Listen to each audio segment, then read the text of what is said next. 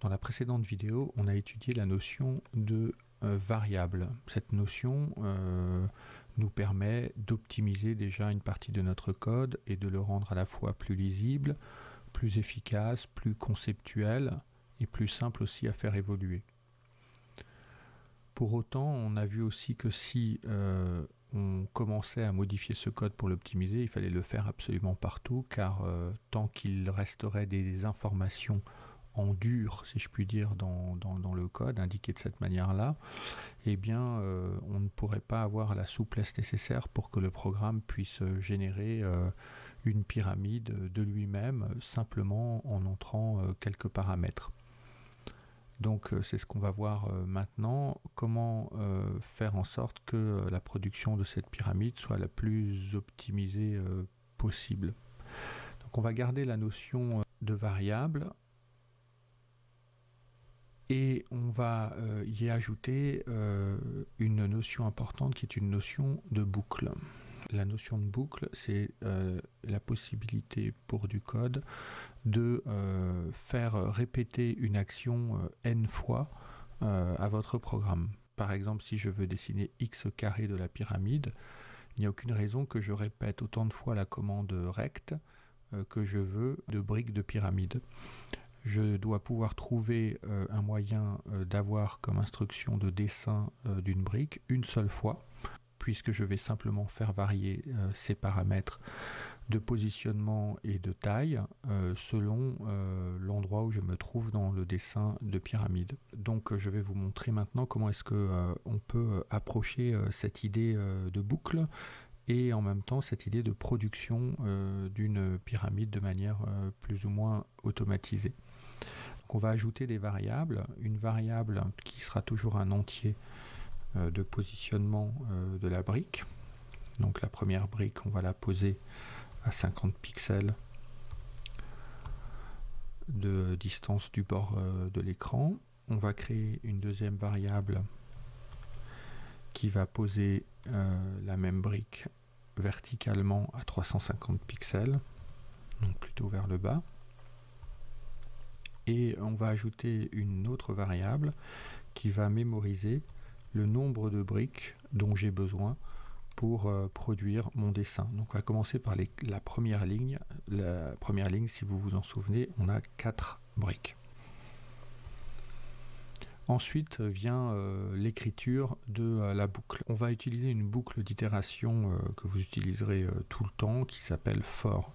Cette boucle d'itération prend 3 paramètres. Le premier paramètre initialise une variable qui est une variable repère, qui va indiquer le nombre de fois que l'itération doit être réalisée. Ensuite, le deuxième paramètre de cette itération, c'est à quel point j'arrête de produire cette itération. Et le troisième paramètre, c'est les pas, le nombre de pas que je décompte entre deux itérations. Je dis par exemple que je compte de 1 à 5 en comptant de 1 en 1, donc 1, 2, 3, 4, 5, ou en comptant de 2 en 2, c'est-à-dire 1, 3, 5. Voilà, c'est la valeur de ce troisième paramètre. Donc mon premier paramètre, je vais faire en fait une logique de compte à rebours. Donc on va démarrer l'itération en l'initialisant au nombre de briques. Donc i va être égal à 4.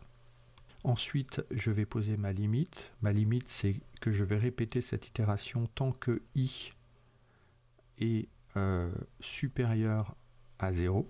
Donc je vais faire 4, 3, 2, 1. Et quand i sera égal à 0, je vais en fait arrêter de réaliser cette itération. Indiquer le nombre de pas de cette manière-là, donc i moins moins, qui équivaut en fait à i égale i moins 1. C'est exactement la même manière d'écrire, c'est juste une manière plus élégante et plus courante. Donc ça veut dire que i, par exemple, dans la première itération sera égal à 4. Donc ça sera i égale 4 moins 1 égale 3. I égale 3 moins 1 égale 2. I égale 2 moins 1 égale 1. i égale 1 moins 1 égale 0. J'ouvre ensuite une accolade que je m'empresse de fermer un peu plus bas, et tout ce qui est contenu entre cette accolade sera répété le nombre de fois que l'itération doit se produire. Donc dans cette accolade, je vais indiquer que ma position x va varier, elle sera égale à la position x à ce moment-là, plus 50. Donc comme je commence à 50, quand je vais commencer à faire mon itération, je vais poser le premier bloc, la première brique à 50 plus 50 à 100 pixels. Et ensuite, je vais faire ma brique qui va se trouver à la position X, à la position Y, qui aura la largeur indiquée dans ma variable largeur et la hauteur indiquée dans ma variable hauteur.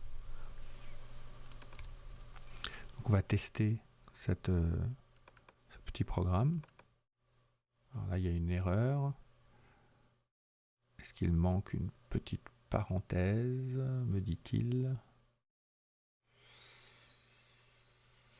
Non. Alors en fait, c'est parce que j'ai écrit ça comme ça. Je dois l'écrire de la manière conventionnelle dont je vous montrais, i moins moins, c'est-à-dire i égale i moins 1.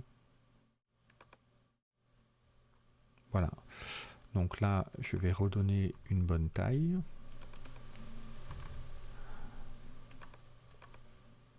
Et j'ai bien mes 4 briques qui se sont créées de manière correcte. Donc ma première brique a été positionnée en partant de 50, mais en ajoutant 50 à 100 pixels. Puis quand on est revenu dans la boucle, elle s'est positionnée à 100, puisque la valeur de ma variable position x a changé. Donc j'étais à 100, 100 plus 50, 150, 150 plus 50, 200, etc. Et à chaque fois que j'ai répété cette itération 4 fois, puisque j'ai indiqué que je voulais que cette itération s'effectue autant de fois que je désirais de nombre de briques. On va changer par exemple le nombre de briques ici, 5. J'ai bien 5 briques. Si je continue, je mets par exemple 10 briques. J'ai bien 10 briques. Alors là, on ne les voit pas parce que j'ai une taille d'écran un peu trop grande, mais je peux très bien, par exemple, dire que je vais démarrer ici à 10. Donc, vous voyez, je peux modifier les paramètres où je veux. Allez, on voit même que je vais démarrer à 0. Donc, on ne les voit pas encore. Donc, je vais carrément élargir à 800 pixels de large mon canevas. Voilà, vous voyez que mes 10 briques sont bel et bien là. Voilà. Donc maintenant, ce que je vous propose, c'est vous-même de poursuivre votre réflexion pour essayer de bâtir la deuxième, la troisième, la quatrième ligne, sachant que le nombre de briques de départ indique le nombre de lignes dont vous aurez besoin pour terminer la pyramide. Allez, bonne réflexion.